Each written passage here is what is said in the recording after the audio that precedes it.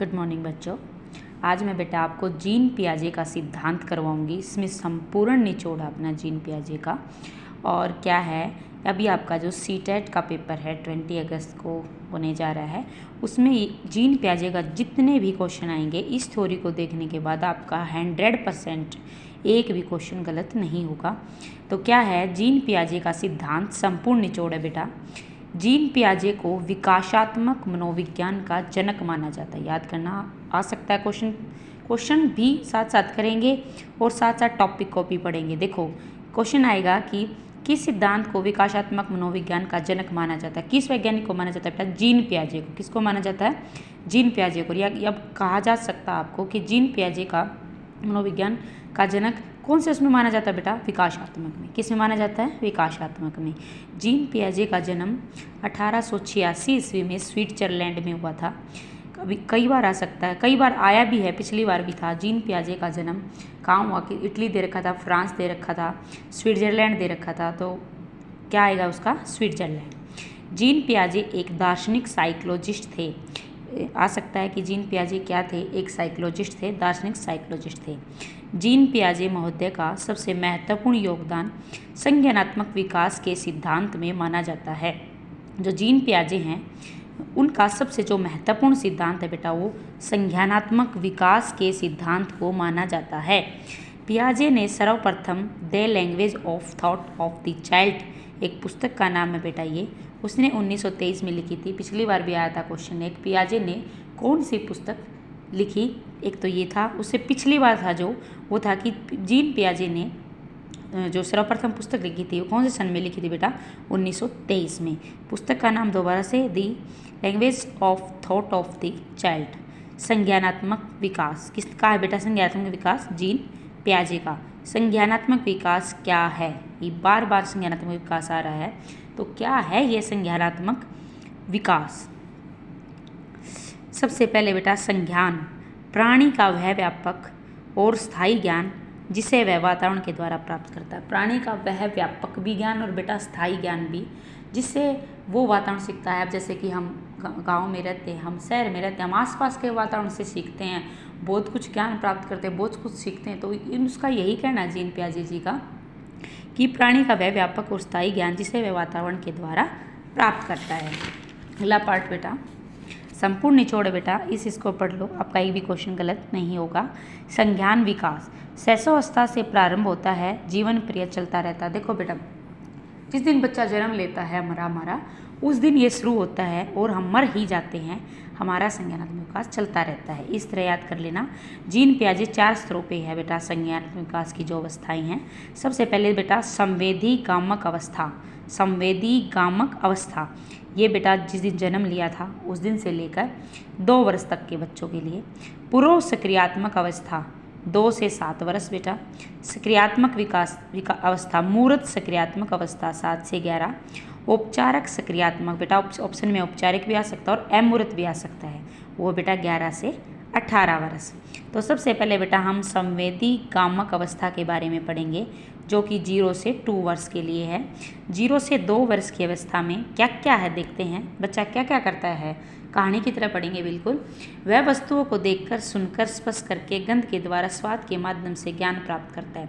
बेटा 0 से जो 2 साल का बच्चा होता है वस्तुओं को सिर्फ देखकर, सुनकर, उनकी स्पर्श करके, उनको मतलब स्पर्श करना, छूना, गंध के द्वारा यानी स्मेल वगैरह, चाहे अच्छी हो स्मेल चाहे भाई खराब हो स्मेल, दोनों तरीके की होती है। स्वाद और जो खाने का स्वाद होता है उसके माध्यम से ही ज्ञान ग्रहण करता है। बच्चों को जैसे हम दूध पिलाते हैं, अगर वो बच्चा दूध पीता रहता है तो अपने टेस्ट को लेगा। अगर हम उसकी जगह उसको कोई दूसरी चीज़ पिलाएंगे ना तो वो तुरंत बता देगा कि ये दूध है कि चाय है या जूस है, क्या है।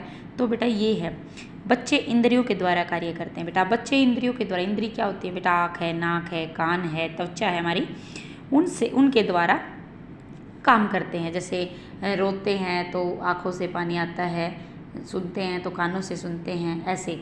तो क्या है, परिचितों को देखकर और अपरिचितों को देखकर। 0 से 2 वर्ष का जो बच्चा है, परिचितों को देखकर, जो अपने रिश्तेदार जिनको वो जानता है, अपने मम्मी हैं, पापा हैं, चाचा है, ताऊ हैं, दादा हैं, जो भी, और जिन आस पड़ोस के बच्चों को वो मतलब पेरेंट्स को जानता है, जो भी हैं जिनको बहुत अच्छे से जानता है, उनको देखकर वो बड़ा खुश होता है। सामने से अगर उसका पापा लेता है, मम्मी लेती है, जो मैं सामने से लेंगे इतने खुश हो जाएगा। और अपरिचित को नहीं, जिनको वो जानता ही नहीं है, तो क्या होगा, चाहे वो उनको कितना भी अच्छे से रख ले, कितना भी खुश बोल ले बेटा, लेकिन वो उससे भय मानेगा। क्या मानेगा? भय मानेगा, परिचित को देखकर, अपरिचितों को देखकर। ये बेटा आँख नाक कान त्वचा उसका हमारा जो बच्चों के इंद्रियों के द्वारा कार्य वो था। नागक क्रियाएं पकड़ना, खेलना, लिखना आदि। नागक क्रियाएं जैसे कि बेटा किसी चीज़ को छूना, छू कर ये पता लगना, जैसे खिलौने होते हैं रबड़ के, उनको लेना, ऐसे। अगला बेटा पुरोस क्रियात्मक 2 से 7 यानी 7 2 से 7 ईयर वाली आगे हमारी संवेदी कामक अवस्था में क्या की थी कि बच्चा सिर्फ और सिर्फ सूंघना, स्पर्श करना, सुनकर, देखकर, इनके द्वारा बेटा के माध्यम से ज्ञान प्राप्त करता था। बच्चे इंद्रियों के द्वारा कार्य करता था बेटा। परिचित को देखकर खुश होता था, अपरिचित को देखकर भय मानता है, और नागक क्रियाएं पकड़ना, खेलना, लिखना आदि करना बहुत पसंद करता है। अब आती बात दूसरी अवस्था की हमारी, पड़ोस क्रियात्मक 2 से 7। इस अवस्था में पड़ोसी के बच्चों के साथ खेलता है। 2 से 7 साल तक का बच्चा बाहर भी चला जाता है बेटा, पड़ोसियों के बच्चों को दोस्त बना लेता है, उनके साथ खेलना बहुत पसंद करता है। बालक शब्दों व प्रतीकों का प्रयोग करता है और प्रतीकात्मक खेल खेलता है। बालक शब्दों और प्रतीकों का मतलब जैसे झुंड बना के खेलना, उसको खेलना आ जाता है कि मैं इनके साथ लुका छुपी खेलता हूँ, मैं इनके साथ कंचे खेलता हूँ, मैं इनके साथ भाई कुछ भी जो कि झुंड में जो होते हैं पेट मतलब छोटे छोटे खेल, उनको बेटा खिलौनों की आयु इसी अवस्था को कहा जाता है। और जो क्वेश्चन आया था पिछली बार, खिलौनों की आयु किस अवस्था को कहा जाता है? खिलौनों की आयु कौन सी अवस्था को कहा जाता है बेटा? पूर्व क्रियात्मक अवस्था को। और जो ये भी आता है कि जो खिलौनों की आयु है वो कौन से संज्ञानात्मक विकास में आते हैं, कौन से विकासात्मक में आते हैं? तो बेटा संज्ञानात्मक विकास में आते हैं। किसके द्वारा? जीन प्याजे के जीन प्याजे की कौन सी अवस्था में खिलौनों के द्वारा खिलौनों की आयु सी अवस्था को कहा जाता है? तो बेटा कौन सी में? पूर्व क्रियात्मक अवस्था। इस दौरान उसमें भाषा का विकास प्रारंभ हो जाता है।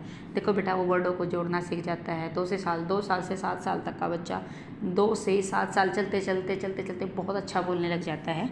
वस्तु स्थायित्व का भाव जागृत हो जाता है, वस्तुओं का पता चल जाता है उसे हर चीज़ का पता चल। निर्जीव वस्तुओं में सजीव चिंतन करने लगता है और इसे जीववाद कहते हैं बेटा। जो मतलब सोचना समझना आ जाता है उसको, जो दूसरी ऐसी चीज़ें हैं उनमें भी उनको भी सजीव बनाने की वो मतलब पूरी वो करता है। प्रतीकात्मक सोच पाई जाती है बेटा। अनुकरणशीलता पाई जाती है। अनुकरण होता है बेटा नकल करना, कि किसी मान लो दूसरा नकल कर रहा है तो उसको जल्दी से कैच करेगा कि मैं भी ऐसा ही करूं। तो बच्चे बड़े वो हैं। शिशु अहमवादी होता है, दूसरों को कम महत्व देता है। शिशु बेटा क्या होता है? अहमवादी क्या होता है? यहाँ पे 2 से 7 साल का जो बच्चा होता है वो अपने आप को ही सब कुछ मानता है। वो ये कहता है कि सोचता है कि मैं ही हूँ सब कुछ। अगर खेल रहे तो मैं ही जीता, या फिर घर में मम्मी पापा के पास बैठा है तो मैं ही आगे निकलूँ, या जैसे दौड़ लगा ली मान लो फॉर एग्जाम्पल, मम्मी पापा ने उसके साथ दौड़ लगा ली तो एक मैं ही जीतूँ, वो आगे निकल जाता है तो ये सोचने लग जाता है कि मैं ही हूँ पावरफुल, क्योंकि बेटा वो उसकी जो सोच है वो वहीं तक सीमित है। ठीक है, तो शिशु अहमवादी होता है, दूसरों को कम महत्व देता है। आगे बेटा मूर्त क्रियात्मक अवस्था। इस अवस्था में बालक का चिंतन, अब तीसरी अवस्था आ गई हमारी 7 से 11। इस अवस्था में बालक का चिंतन और तर्क करना शुरू कर देता है। अब क्या कर, देखो बेटा 2 से 7 साल तक के बच्चे का तो इतना था, 7 से 11 साल तक का जो बच्चा हो जाता है ना, वो चिंतन मतलब हर चीज़ के बारे में चिंतन तर्क करना शुरू कर देता है। कि जैसे कि अपने मम्मी पापा के पास बैठा है, क्या पापा हम वहाँ जाएंगे? बोले जाएंगे। बोले वहाँ पे वो था कोई चीज़, कुछ भी मतलब इम्पोर्टेंट जो चीज़ें होती हैं उनके बारे में पूछना, वो कैसे होगा, किसी भी चीज़ के बारे में बहुत अच्छे से ज्ञान लेना क्या कहलाता है? हमारा चिंतन और तर्क। इस अवस्था में बालक दिन, तारीख, समय, महीना आदि बिताने योग्य हो जाता है। इस अवस्था में जो है बेटा बच्चा वो समय देख मतलब जो घड़ी होती है उसकी तरफ भी देखना शुरू कर देता है। तारीख भी याद रहती है उसको कि आज 2 तारीख है, कि आज 8 तारीख है, कि आज 16 तारीख है, और महीने आदि बिताने योग्य हो जाता है। इस अवस्था में सही अनुपात का अंतर, आकार, भार, क्रम आदि को समझने लगता है। इस अवस्था में सही अनुपात का अंतर करता है बेटा, उसमें आकार हो चाहे भार हो चाहे क्रम हो आदि हर चीज़ को सोचने समझने लग जाता है बच्चा। अब आता है बेटा अगला पॉइंट है मूर्त चिंतन का प्रारंभ। अब किसका आ गया बेटा? मूर्त चिंतन का प्रारंभ। ये है बेटा हमारा अमूर्त चिंतन का प्रारंभ। हम इसको बेटा औपचारिक क्रियात्मक अवस्था भी कहते हैं और इसको अमूर्त भी कहते हैं। इसमें क्या है, 11 से 14 लिख दिया, तुम ये कहोगे 11 से 18, मतलब 11 से ऊपर 14 की भी आ सकता उसमें ऑप्शन में, और 11 से 18। तो ये नहीं है कि 11 से 18 नहीं आया, 11 से 14 आ गया, पीछे की तरफ चले गए, नहीं। 11 अब वो अमूर्त चिंतन है बेटा हमारा क्रियात्मक अवस्था का। इस अवस्था में किशोर मूर्त के साथ साथ अमूर्त चिंतन करके योग्य भी हो जाता है। इस अवस्था में बेटा किशोर मूर्त के साथ साथ ये जो हमारा पिछली जो अवस्था थी उसके साथ साथ वो किशोर भी हो जाता करते करते, और अमूर्त चिंतन करके योग्य भी हो जाता है, मतलब समझदार भी हो जाता है बेटा काम करते करते।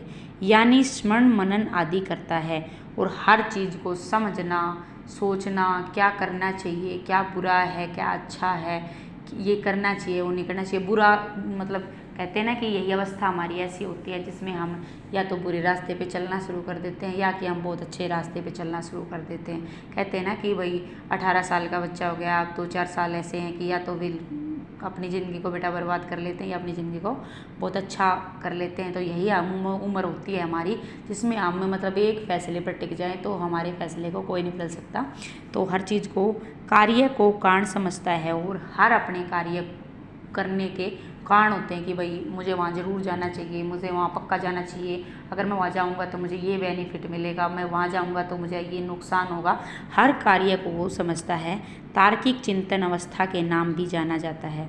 इस अवस्था को बेटा तार्किक चिंतन अवस्था भी कहा जाता है। अगर तर्क आया है तो तर्क चिंतन अवस्था भी उसको कहा जाता है, तर्क भी आ जाता है कई बार, तार्किक चिंतन अवस्था के नाम से भी जाना जाता है। अगला बेटा मतलब इसी का पॉइंट है, इस अवस्था में मानसिक योग्यताओं का पूर्ण विकास हो जाता है। इस अवस्था में बेटा जो हमारी मानसिक यानी जो फिजिकली माइंडेड है वो हमारा योग्यताओं का फिजिकल मेंटली दोनों तरफ से बेटा पूर्ण विकास हो जाता है बच्चे का।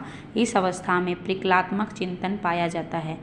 परिकल्पनात्मक चिंतन होता है बेटा कुछ लिख सकता है, सोच सकता है, हर चीज़ को पढ़ सकता है, हर अच्छे बुरे को पहचान सकता है, ये हमारे लिए गलत है, वो हमारे लिए सही है, अपने माँ बाप को भी बता सकता है, अपने सगे संबंधियों को बता सकता है, मतलब हर तरीके से अच्छे उसमें हो जाता है बेटा बच्चा।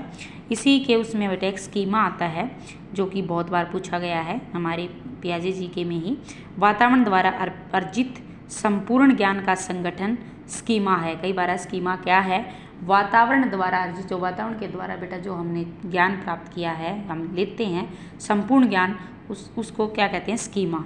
जीन पियाजे का शिक्षा में योगदान, जीन पियाजे का शिक्षा में क्या योगदान है, जीन पियाजे का संज्ञानात्मक विकास सिद्धांत का प्रतिपादन किया। बाल केंद्रित शिक्षा पर बेटा इन्होंने बल दिया, बाल केंद्रित जो शिक्षा है उस पर बहुत ज़्यादा बल दिया बेटा। ये थी हमारे जो जीन पियाजे जी थे उनकी संपूर्ण जो है उसका जो संज्ञानात्मक विकास, जिसके 3-4 क्वेश्चन होते हैं उसमें आप बहुत ज़्यादा टाइम वेस्ट कर देते हो वीडियो देख कर, या वो बस आप अपने इन चीज़ों को याद रखो और प्रैक्टिस के लिए अपने पेपर को उठा के देखो, उसमें आप आराम से सोल्व कर दोगे। खुद हमने सोल्व करके देखा है कि मतलब आराम से सोल्व हो जाता है अगर हम इसको अच्छे से पढ़ लेते हैं तो। अगर बेटा अच्छी लगी तो चैनल को सब्सक्राइब करना, वीडियो को शेयर करना और वीडियो को स्किप करके बिल्कुल मत देखो, अच्छे से देखो। इसी कल फिर मैं आपको बेटा अगर अपने नेक्स्ट वाई कोर्स की भी लेके आऊँगी, उससे भी हमारे बहुत सारे क्वेश्चन निकलते हैं। थैंक यू बेटा, चैनल को सब्सक्राइब पक्का करना। Thank you.